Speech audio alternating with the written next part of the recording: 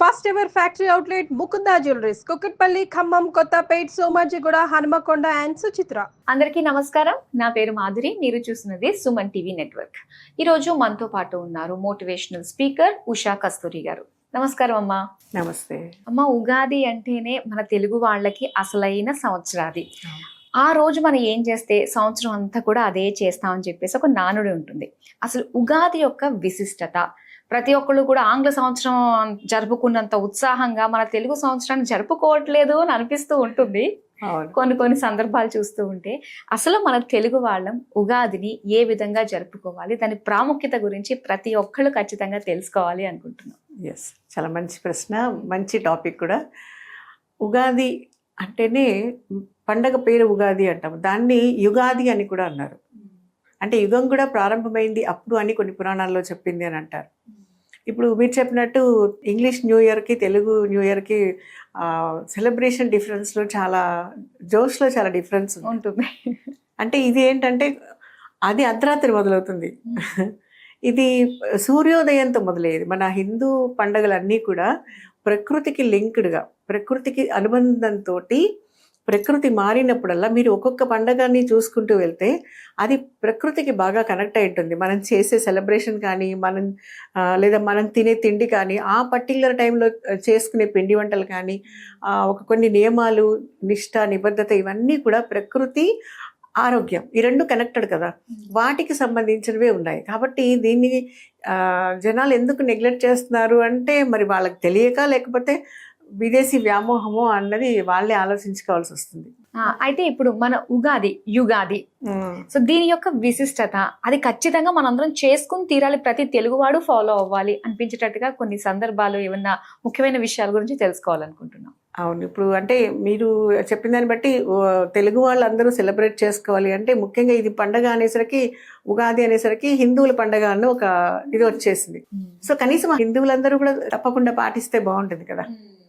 ఇప్పుడు మామూలుగా మన ఏ పండగ అయినా మనం ఏం చేస్తాము, సూర్యోదయానికి ముందు లేచి తలంటూ స్నానం చేస్తాం. సాంప్రదాయం ప్రకారం తలస్నానం చేయడానికి ఒకప్పుడు కుంకుడుకాయలు కొట్టి, నలుగు పెట్టి, తలకి నూనె పెట్టి స్నానం చేసేవాళ్ళు. అది దేనికి, అది చాదస్తమా, పిచ్చా అని ఇప్పుడు వాళ్ళు అనుకోవచ్చు, కానీ అది ఆరోగ్య సూత్రం. తలకి పెట్టిన నూనె, ఒంటికి రాసుకున్న నూనె, పెట్టుకునే నలుగు, ఇవన్నీ ఒంటి శుభ్రతగా, ఒంట్లో ఉండే వేడి బయటకు పోవటానికి. అందులో మన దేశం యొక్క వాతావరణ పరిస్థితి ఏంటి, జాగ్రఫికల్గా ఆలోచిస్తే అన్ని రకాల క్లైమేట్ మిక్స్డ్గా ఉంది. The best place for human life అన్నట్టుగా ఉంటుంది. ఎలాంటి అన్ని కండిషన్స్లోనే, ఏ సీజనల్ మారినా కానీ, పంటలు కానీ, ఆరోగ్యానికి కానీ, మనిషి మనుగడకి కానీ చాలా ఉపయోగించేటువంటి వాతావరణం ఉన్న దేశం మంది.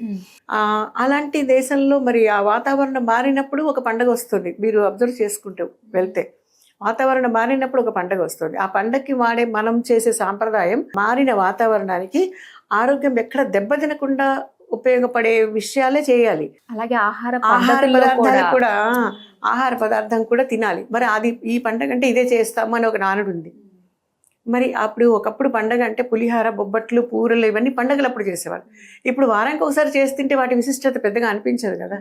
అవును, ఇప్పుడు పండగ ఏదైనా, లేదా ఒక సందర్భం, పెళ్లి, ఇలాంటి వాటిలో చేస్తారు. అవి ఒక శుభ సూచకంగా కూడా భావిస్తారు. అసలు ఉగాది రోజు ఏం చేయాలంటారు?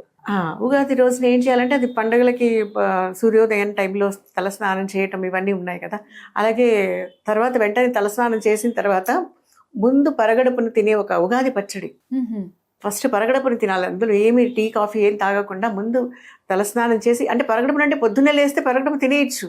మనం 9ంటికి లేచిన తర్వాత ఉగాది పచ్చడి తినాలంటే కష్టం కదా. పరగడపున అది తింటే ఉగాది పచ్చడిలో వేసే పదార్థాలు ఏంటి, షడ్రుచులు అన్నీ ఉన్నాయి. 6 రకాల చూడు. వేప పువ్వు చేదు ఉంటుంది, చింతపండు పులుపు ఉంటుంది, కొత్త మామిడికాయ, చిన్న పిందెలు వేస్తారు, వగరు, ఉప్పు, కారం, తీపి, ఎన్ని రకాలు ఉన్నాయి కదా అందులో.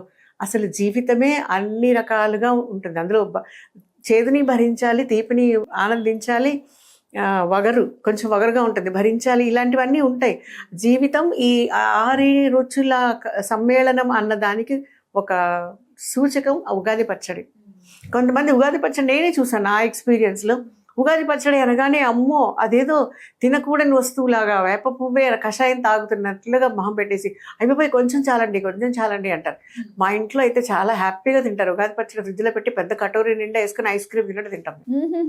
అది అంటే ఇప్పుడు మనం ఒక రోడ్డు మీద వెళ్తున్నాం, జర్నీ చేస్తున్నాం, లాంగ్ డిస్టెన్స్ వెళ్తున్నప్పుడు ఎప్పుడు హైవేనే వస్తుందా? లేదుగా. ఓఆర్ఆర్ వస్తుందా? ఎప్పుడు ఓఆర్ఆర్ ఉండదు. కొంచెం దూరం తర్వాత మన డెస్టినేషన్కి వెళ్ళాలంటే డెఫినెట్లీ ఒక సర్వీస్ రోడ్లోకి ఎంటర్ అవ్వాలి.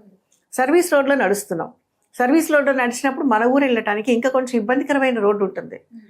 ఆ రోడ్లో ఇక్కడ ఓఆర్ఆర్ అయినా హైవే అయినా అక్కడ సర్వీస్ రోడ్ అయినా మట్టి రోడ్డు అయినా రాళ్ళు రప్పలు ఉన్న రోడ్డు గతుకులు ఉన్న రోడ్డు అయినా నడిచేది మన కాళ్ళే, వేసుకున్న బ్రాండెడ్ చెప్పులు కాదు.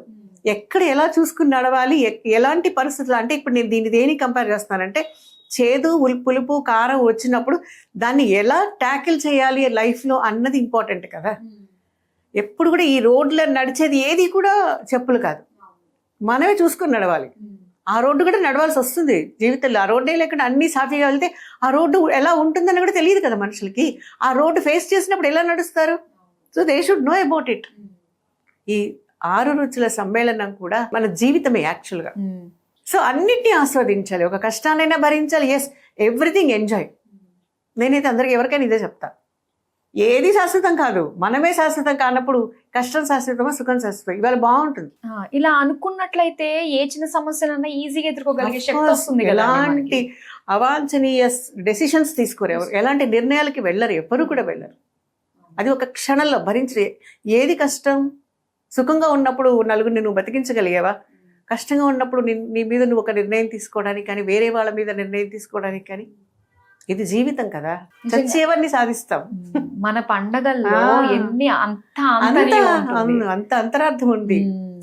అలానే ఇంకా ఉగాది రోజున ఉగాది పచ్చడి టేస్ట్ చేయాలి. ముఖ్యంగా పొద్దున్నే తలంటు స్నానం చేయాలి, అభ్యంగన స్నానం అంటారు కదండి. అలానే ఉగాది పచ్చడి ప్రతి చాలా సంతోషం ఆ పదం నీకు తెలిసినందుకు. Very happy. చాలా మందికి ఈ పదాలు కూడా తెలియట్లేదు. తలారా పోసుకుని చేసేదాన్ని అభ్యంగన స్నానం. స్నానాల్లో కూడా చాలా తేడాలు ఉంటాయి. అంటే నూనె రాసి ఇందాక చెప్పా కదా, నలుగు పెట్టుకొని అవన్నీ అది అభ్యంగన స్నానం. అలాగే ఉగాది పచ్చడి టేస్ట్ చేయాలి. ఇంకా తర్వాత చేయాల్సింది ఏంటి? పూజ చేస్తారు, దేవుడు పూజ చేస్తారు. ఉగాది లక్ష్మి అంటారు. కొన్ని ప్రాంతాల్లో ఉగాది లక్ష్మిని పూజ చేస్తారు, లక్ష్మీదేవి పూజ చేస్తారు. మన ఇష్టం, మన ఇష్ట దైవం, మన దేవుడు గుట్లో పెట్టుకున్న దేవుడు ఫోటోలు మనం భక్తితో, నేను చెప్పేది పూజ గురించి భక్తితో శ్రద్ధగా సెల్ఫీలు తీసుకోవడానికి కాకుండా కాన్సన్ట్రేషన్ గా పూజ చేస్తే తప్పకుండా మనం అనుకున్నది జరుగుతుంది. ఇప్పుడు క్లాస్లో కూర్చుని వేరే ఆలోచిస్తే పాఠం ఎలా అర్థం కాదు. దేవుడు ముందు కూర్చుని ఫోటోలు తీసుకుంటే దేవుడు ఎలా కరుణిస్తాడు? సో అయితే ఉగాది రోజు ఖచ్చితంగా మన జీవితం బాగుండాలి అని చెప్పేసి కోరుకుంటూ ఉగాది పచ్చడి టేస్ట్ చేసి ఆ రోజు పంచాంగ శ్రవణం కూడా చెయ్యాలి అంటారు. పంచాంగ శ్రవణం చేస్తున్నప్పుడు వినాలి. ఏది ఇప్పుడు ఎలా ఉంది, ఆదాయం ఎంత, వ్యయం ఎంత అని ముఖ్యంగా చూసుకుంటాం. కానీ జనరల్ చూసుకునేది ఇప్పుడు ఆదాయం వ్యయం పంచాంగంలో రాసిందితో పాటు మనం చేసే కష్టం, మనం బాధ్యతగా చేసే ఉద్యోగం మీద కూడా ఆధారపడి ఉంటుంది కదా.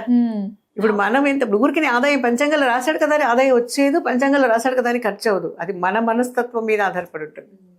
సో కేవలం దాన్ని బ్లేమ్ చేయటం కూడా తప్పు. ఓకే అమ్మా, ఉగాది విశిష్టత గురించి, ఆ రోజు చేయవలసిన పనులు, తీసుకోవాల్సిన జాగ్రత్తల గురించి మా అందరికీ తెలియజేసినందుకు ధన్యవాదాలు. Thank you.